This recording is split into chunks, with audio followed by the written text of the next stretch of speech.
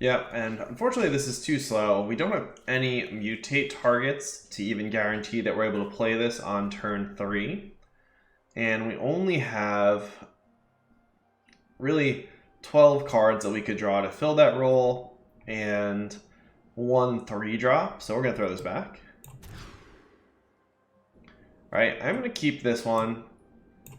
It's a little bit better because we do have a Scry land, we've got both colors of mana, but also going to 5 is not great because 5 with Grazer really isn't very good. Alright, at least we're in the dream matchup though.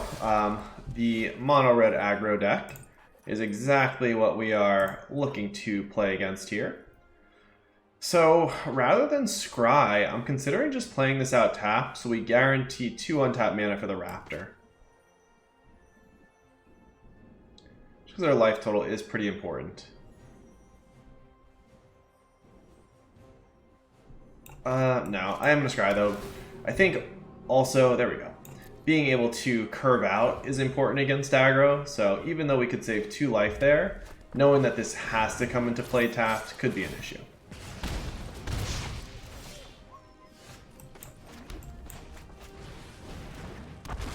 Alright, so now we can mutate a Great Horn in, get Questing Beast going, we've got some options.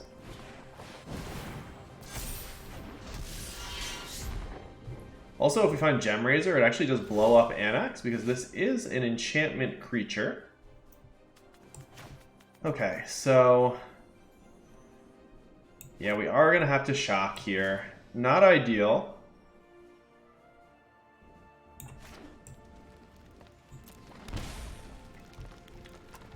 Could just play out Questing Beast.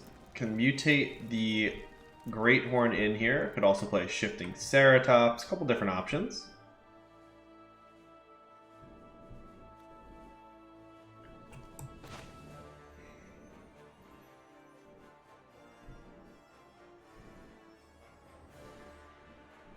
Also just play this as a 3/4 blocker.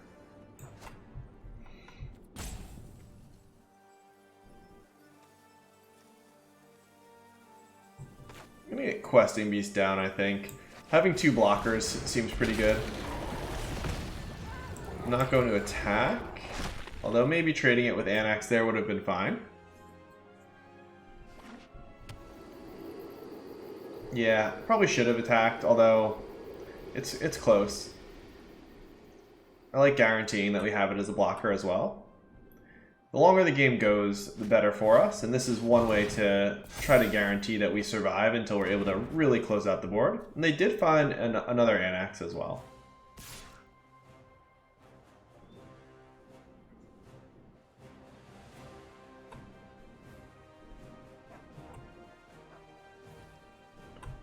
So if we trade it here, they get 2 tokens, and they give themselves the opportunity to play a new Anax. We don't trade, we just take 4. We can kind of shut down one of the 2 cards that they drew. Yeah, we're gonna take damage here.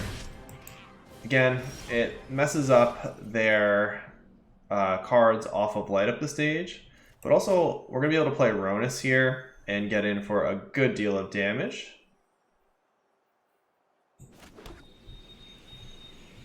Question is, do we need to save Ronus? But I don't think so.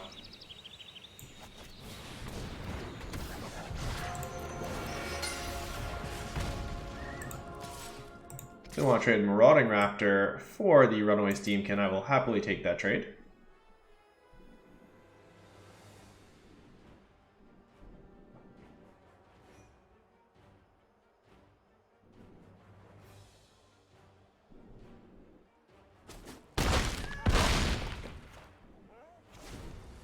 Okay, so Embercleave, the scariest card here. Looks like they're gonna pump up the Steamkin and probably use those counters to play something. So we're gonna try to make our blocks in such a way that we can survive an Embercleave, although that may be difficult. Embercleave plus Anax plays really well together.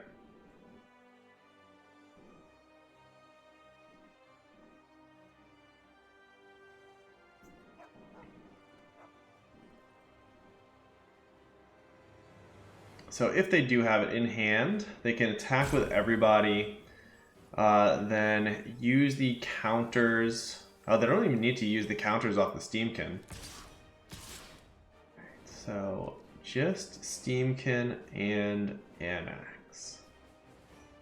This makes me feel like they don't have the Embercleave, actually. I think they would have swung with the squad if they did. Maybe they're just trying to set up a way to replay Anax here. We could do something like this.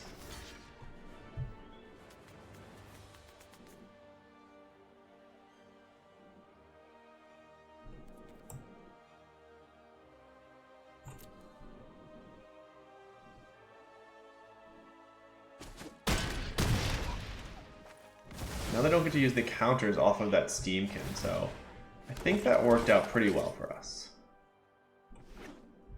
Okay, they do have the land for the Anax, though.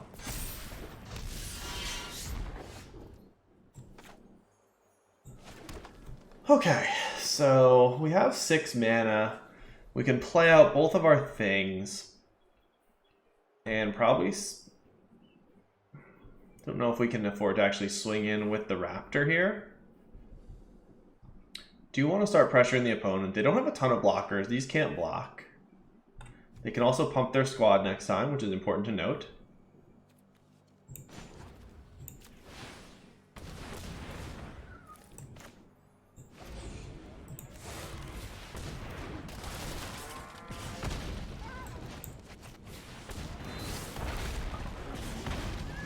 Okay.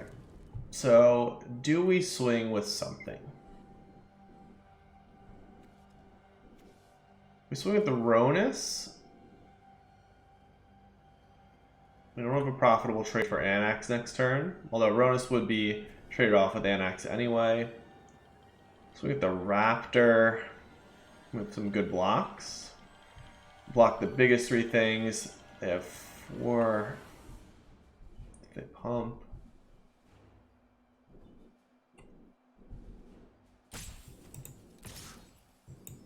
Swinging like this. Yeah, it's a delicate balance because we want to make sure that we have a good amount of blockers back, but we also want to pressure them enough so that they don't have time to draw into an Embercleave or even a Cavalcade.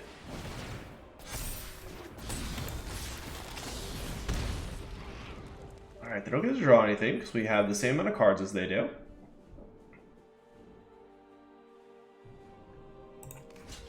So, let's block like this.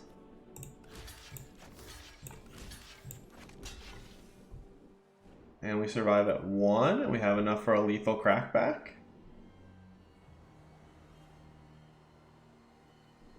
I'm just trying to see if I should be blocking in somewhat of a different way. Could block the Great Horn on the Steamkin in case they have a card, then this would survive.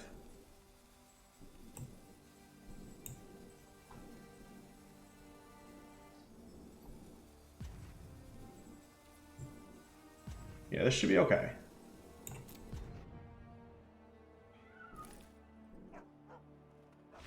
Got it. Ooh, close one there.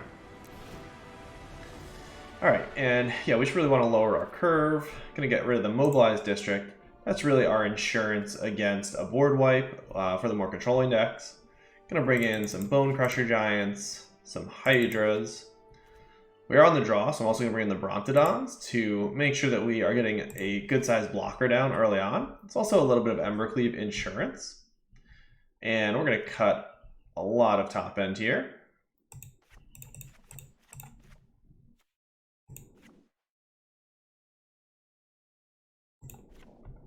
I think something like this looks very reasonable. Ronus being a huge death toucher that also gives us sort of like a free attack when it comes down and gives vigilance is nice. The Ravager Worm can blow up the castle as well as fight one of their creatures. So yeah, this should be a pretty solid setup. I do kind of want to get a Clothis in for some life drain though. So maybe the Worm is a bit too slow here on the draw. Let's go with this.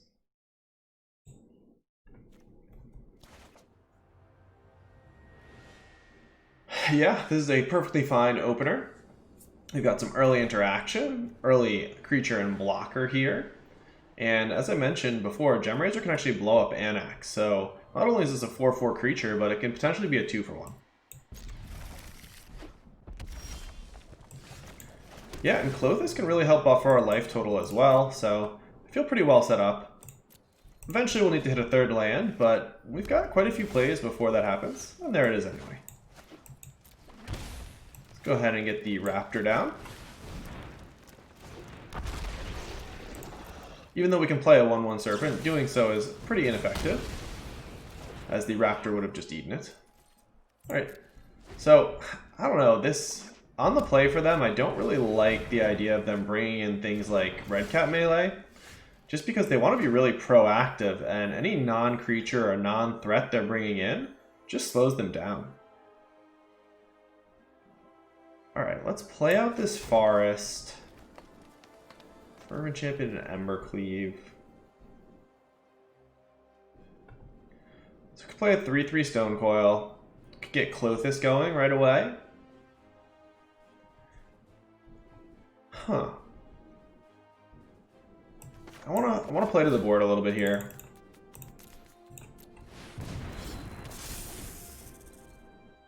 This way something like that Fervent Champion is going to be less effective. And we'll try to find an opportunity to sneak Klothys in soon. If they attack with it, this tells me they have Rimrock Knight or some other pump spell in hand. So I'm not going to block. There was no hesitation on that attack, so I've got to believe them.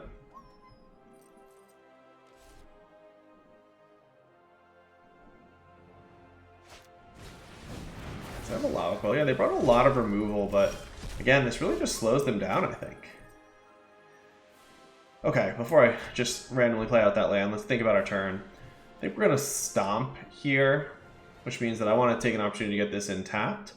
I could also just throw down a 4/4 Gemraiser. It's a pretty difficult blocker for them to get by. Stomp is by far the safer play, though. And I actually think I'm going to do it now for a couple different reasons. One, if they have Infuriate, we get burned by it less than if they get that power added to their attack. Also, if they play a land and attack, we're opening up the opportunity for them to get Embercleave down for a little bit cheaper. So yeah, let's just go ahead and stomp the champion here.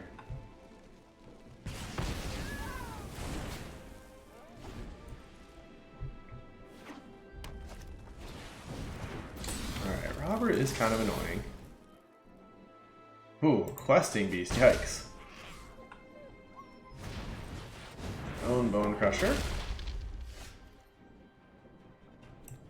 Alright, well, we can at least make them hopefully throw away the Robber of the Rich when they attack to get the Questing Beast going. But yeah, that was a good hit for them from our deck.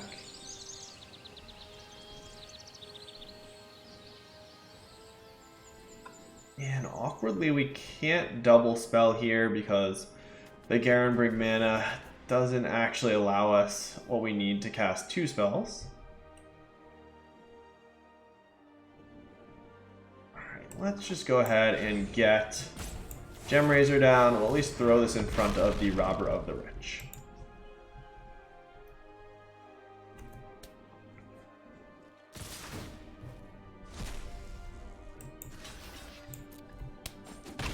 We're up to 11. They're going to play out our Questing Beast. Rude. Ooh. Yeah, that was a good turn. Okay.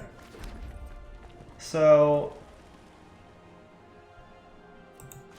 let's generate all this extra mana here. I think we're going to go Grazer, Mutate, and Bone Crusher.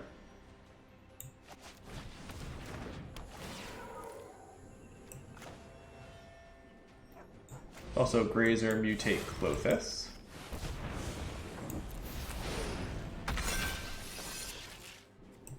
Yeah, I want to play to the board though. I think that's correct. I want to try to get rid of everything and then get Klothys down when we've stabilized. Alright, so Anax slightly annoying because Had we held off on the Gem Razor, we would have been able to just destroy it. But still feels like this is correct. Could opt to just take 4 rather than trading away our blocker. But I don't see a benefit in that. Alright, so opponent's going to have a 2-3 Anax and a couple tokens here.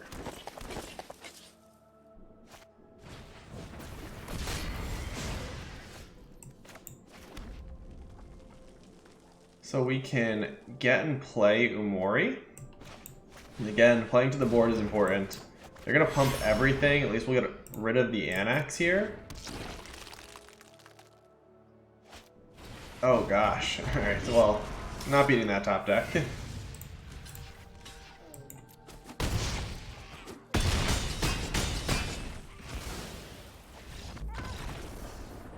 Alright, well, being on the play will be really helpful here.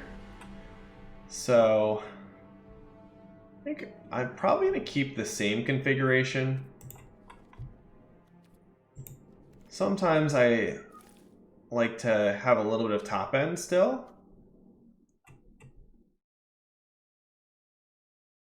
Yeah, I'm just going to play it really safe. Yeah, this looks great. We've got some Bone Crushers to pick off some things. Hydra to do the same, as well as the Gem Razor, which can blow up an Anax or just be a big 4-4 blocker. Yep, Questing Beast, a welcome sight as well. Nice brick wall that can also attack each turn. You do need to hit land drop, so I'm going to put the second Hydra back here.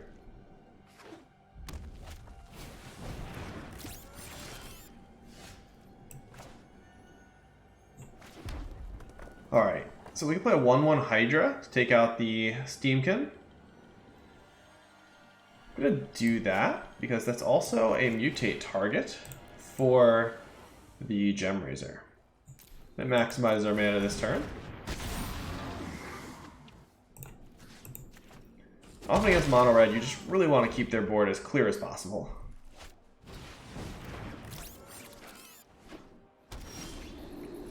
Okay. So here we can mutate onto the Hydra. We can play out a Raptor, but I think it's just, again, Bone Crusher Giant. Same reason I mentioned. Just keep their board super clear. So I say that, but I'm also trying to maybe set us up for future turns. I don't have a good way to take out the Steamkin if it gets out of reach of the Bone Crusher right now, so yeah, I'm going to play it safe. And I'm actually going to hold back the Hydra here. Our 1 point of damage is inconsequential. If they have a Fervent Champion there, we want to make sure that we're able to stop it. So run an Embereth Shieldbreaker. I guess for the Stone Coil Serpents, that makes sense. But it's good that we know about that. Alright. So, I'm going to Questing Beast down, start threatening some damage. I actually think what we want to do is play the Raptor and then mutate onto the Hydra. Get through a bunch of damage this way as well, but now we're ramping and getting more creatures on the board. This sets us up better for the game overall.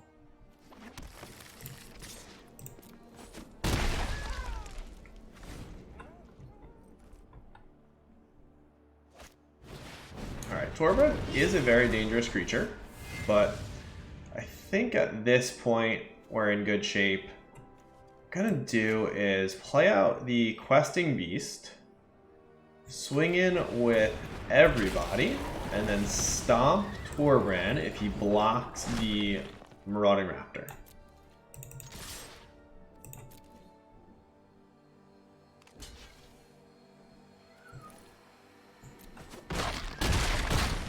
And this should do it.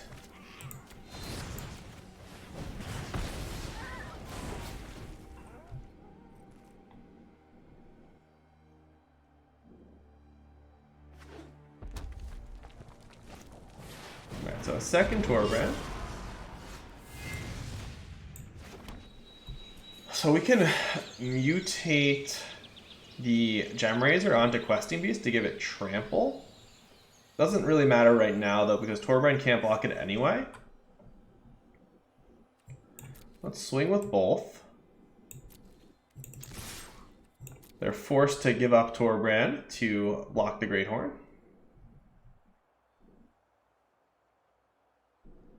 Yeah, even if they have like a shock, it's not going to save them here. All right, and up to 2-0 in the MIQ.